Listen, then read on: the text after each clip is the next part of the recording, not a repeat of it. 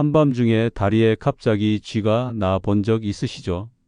꿈결에 깜짝 놀라 잠에서 깨고 통증에 숨을 몰아쉬다가 이불을 걷어차고 벌떡 일어나 방 안을 서성이는 그 순간, 누구나 한 번쯤은 겪는다고 하지만 정작 그 순간 아무도 없습니다. 고통은 혼자 감당하게 되지요. 그 고통이 단 몇 초, 길게는 몇 분 지속되면 다리는 욱신거리고 잠은 다 깨버리고 다음 날까지 불편한 느낌이 계속 남습니다. 그리고 대부분 이렇게 생각하십니다. 나이 들어서 그런 거겠지. 물을 덜 마셨나 보다. 운동을 안 해서 그래. 맞습니다. 틀린 말은 아닙니다. 하지만 그 말이 전부는 아닙니다. 그리고 이건 꼭 말씀드려야겠습니다. 그렇게 무심하게 넘긴 쥐, 사실은 우리 몸이 보내는 경고일 수도 있습니다. 실제로 제가 만난 분 중에 평소 건강하시던 61세 조인철 씨가 계셨습니다. 낮에는 정정하게 돌아다니시고 작은 텃밭도 손수 가꾸시는 분이셨죠. 그런데 몇 달 전부터 자꾸 새벽에 왼쪽 다리에 쥐가 나서 잠을 자다 말고 일어나는 일이 잦아졌습니다. 그날도 그랬답니다. 하지만 이번에는 쥐가 쉽게 풀리지 않았고 통증도 무척 오래 갔다고 해요. 다음 날 아침 다리가 살짝 붓고 이상한 느낌이 들어 병원을 찾으셨는데 검사 결과는 예상 밖이었습니다. 심부정맥 혈전증. 쉽게 말해 다리에 생긴 피떡이 정맥을 막고 있었던 겁니다. 조금만 늦었으면 폐로 이동해 큰일 날 뻔했습니다. 조 씨는 그때 하셨던 말이 지금도 기억납니다. 그냥 흔한 쥐인 줄 알았어요. 누가 이게 그렇게 위험한 신호일 수도 있다고 알려줬다면. 물론 모든 쥐가 병으로 연결되는 건 아닙니다. 하지만 경계할 만한 쥐는 분명 존재합니다. 특히 이런 특징이 동반된다면 주의하셔야 합니다. 한쪽 다리만 자꾸 쥐가 난다. 쥐가 풀린 후에도 통증이 오래간다. 다리가 붓거나 열이 나거나 차갑게 느껴진다. 자꾸 감각이 둔해지고 저린다. 쥐가 나면서 숨이 차거나 어지럽다. 이런 증상은 단순한 근육 경련이 아닐 수 있습니다. 우리 몸은 늘 신호를 보냅니다. 단지 우리가 그걸 무시하거나 놓칠 뿐이죠. 많은 분들이 쥐야 뭐 다 나잖아 하며 별거 아니라고 여기십니다. 그렇기 때문에 이 영상을 보시는 지금 이 순간이 중요한 겁니다. 그쯤 하고 넘겼던 쥐가 그날이 마지막 경고였을지도 모르니까요. 특히나 혈압약, 이뇨제, 콜레스테롤 약 등 약을 꾸준히 복용하시는 분들은 약물의 영향으로 전해질 균형이 깨지기 쉽고 그로 인해 자주 쥐가 날 수 있습니다.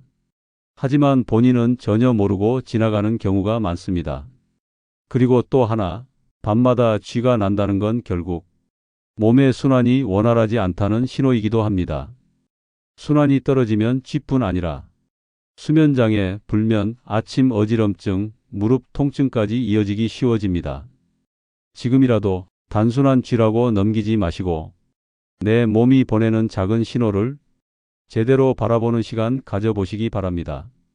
이제부터는 왜 쥐가 반복적으로 생기는지, 어떤 상황에서 더 많이 발생하는지, 그리고 실제로 효과 있었던 관리법들을 차근차근 알려드리겠습니다. 다리에 쥐가 자주 나는 사람들, 의외로 비슷한 특징을 갖고 있습니다. 무엇보다 중요한 건 그 특징들이 특별한 문제가 아니라 누구나 쉽게 저지르는 일상 속 습관이라는 점입니다. 먼저 말씀드릴게요. 나는 운동도 하고 물도 마시고 딱히 나쁜 생활을 하는 것도 아닌데 왜 자꾸 쥐가 나지? 이런 고민하신 적 있으시죠? 사실 쥐가 생기는 데는 그보다 더 미묘한 원인이 숨어 있는 경우가 많습니다. 지금부터 하나씩 짚어보겠습니다. 오래 앉아 있거나 갑자기 움직일 때 쥐가 잘 나는 분들의 첫 번째 공통점은 오랜 시간 같은 자세로 앉아 있는 경우가 많다는 겁니다. 특히 소파나 식탁 의자에서 다리를 살짝 구부린 채로 오랫동안 앉아 있다가 갑자기 일어나거나 움직이려 할 때 근육이 수축하고 혈류가 순간적으로 밀리면서 쥐가 발생하기 쉽습니다. 앉아 있었는데 뭐가 그렇게 피곤하냐 하실 수 있지만 문제는 움직이지 않은 것 자체입니다. 움직이지 않으면 순환이 정체되고 정체된 곳엔 영양과 산소 공급이 줄어들게 됩니다. 이때 근육은 예민해지고 작은 자극에도 경련을 일으킵니다. 잠자리 환경과 수면 자세. 또 한 가지 흔한 원인 중 하나가 잠자리에서의 자세와 온도입니다. 여러분은 어떻게 주무시나요? 발끝이 쭉 뻗어 아래로 떨어지게 자는 분들, 무릎을 구부린 채 자는 분들 많으시죠? 그런데 이런 자세는 모두 다리 뒤쪽 근육이 짧아진 채 긴장된 상태로 유지되기 때문에 순환이 떨어지고 밤중에 작은 자극에도 쥐가 나기 쉬운 상태가 됩니다. 게다가 겨울철엔 발끝이 차가워지면서 혈관이 수축되고 근육이 경직되며 여름엔 에어컨 바람이 직접 다리에 닿으면 같은 현상이 발생할 수 있습니다. 나는 양말 신고 자면 덥고 답답해서 못 견디겠더라 하시는 분들도 계시지만 사실 중요한 건 발을 따뜻하게 유지하되 혈류를 방해하지 않는 정도의 얇고 헐렁한 양말입니다. 가볍게 발목까지 감싸주는 양말 하나로 쥐를 예방할 수 있다면 시도해 볼 만하지 않으신가요? 수분은 많이 마시지만 전해질은 부족한 상태. 요즘 건강 정보를 보면 물을 많이 마시세요 라는 이야기를 자주 듣습니다. 그리고 많은 분들이 그걸 충실히 지키고 계시지요. 하지만 여기서 중요한 건 수분만 보충하고 전해질은 빠져나간 상태일 수 있다는 점입니다. 물을 많이 마시면 소변도 자주 보게 되고 그 과정에서 칼륨, 마그네슘, 칼슘 같은 중요한 미네랄이 빠져나갑니다. 특히 고혈압약이나 이뇨제를 복용 중이신 분들은 이 손실이 더 심해집니다. 그런데 정작 식사로는 이 미네랄들을 충분히 보충하지 못하고 계신 경우가 많죠. 고기 위주의 식사, 간단한 국과 밥 중심의 식사만 반복되면 자연스럽게 채소나 곡물에서 얻을 수 있는 미네랄이 부족해집니다. 즉, 물을 많이 마시는 것만으론 부족하고 함께 미네랄을 보충해줘야 쥐가 나는 걸 근본적으로 막을 수 있습니다. 몸속 순환이 잘 안 되는 신호로 나타나는 쥐. 마지막으로 중요한 건 쥐가 단순히 근육 문제로 끝나지 않는 경우도 많다는 겁니다. 특히 반복되는 쥐는 순환 장애의 신호일 가능성이 높습니다. 혈액이 다리 끝까지 잘 도달하지 않거나 도달했다가 다시 심장으로 잘 올라가지 못하는 경우, 즉 혈류의 흐름에 문제가 생기면 근육이 받는 산소와 영양이 부족해지고 작은 자극에도 쉽게 경련을 일으킵니다. 이런 경우는 보통 다리가 자주 붓거나 발끝이 차거나 피곤하면 쥐가 더 자주 난다는 특징이 있습니다. 특별한 병명이 없더라도 이런 순환 상태 자체가 개선되지 않으면 쥐는 계속 반복될 수밖에 없습니다. 정리하자면 지금까지 말한 4가지 조건 중 하나라도 해당된다면 당신의 다리는 이미 쥐가 잘 생기는 상태에 있는 겁니다. 하지만 희망적인 건 이건 병이 아니라 생활 습관으로 바꿀 수 있는 부분이라는 겁니다. 지금까지 왜 쥐가 나는지, 어떤 상황에서 자주 생기는지 하나씩 살펴보셨습니다. 그렇다면 이제 정말 중요한 질문 하나 드리겠습니다.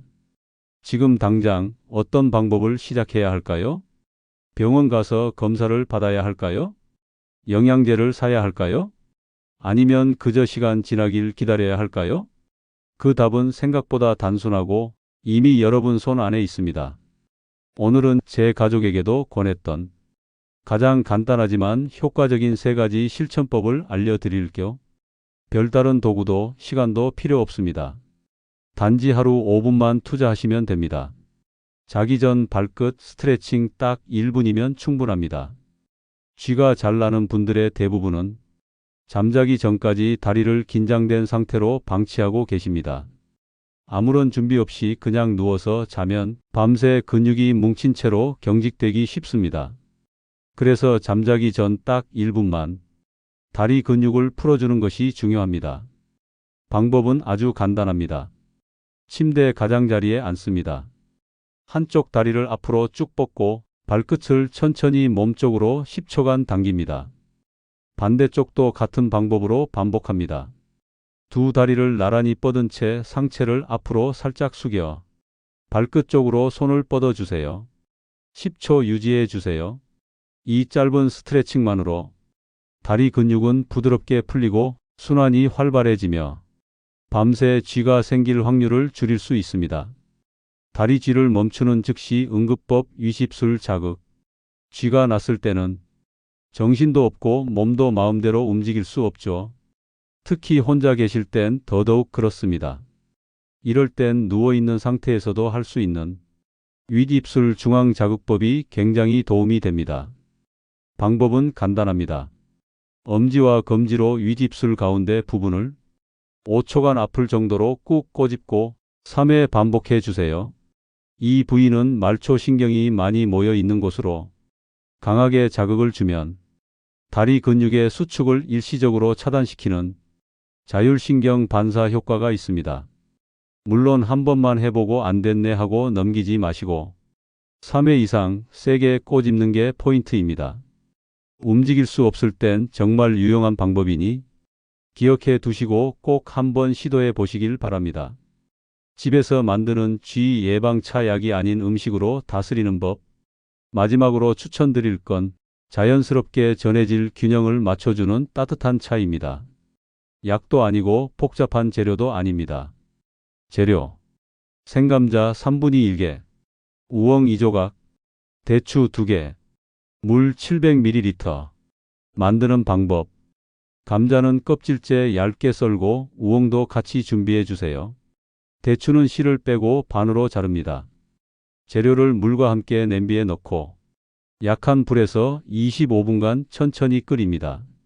식히지 말고 따뜻할 때 한 잔 마시면 좋습니다. 저녁 식사 후 잠자기 1시간 전에 한 잔. 특히 감자에는 칼륨이, 우엉에는 마그네슘이, 대추에는 칼슘이 들어있어 쥐를 예방하는 데 꼭 필요한 영양이 자연스럽게 채워집니다. 무엇보다 부작용이 없고 부담 없이 꾸준히 마실 수 있는 습관이라는 점이 가장 큰 장점입니다. 지금까지 말씀드린 3가지 사실 대단한 것도 아니고 어렵거나 돈이 많이 드는 것도 아닙니다.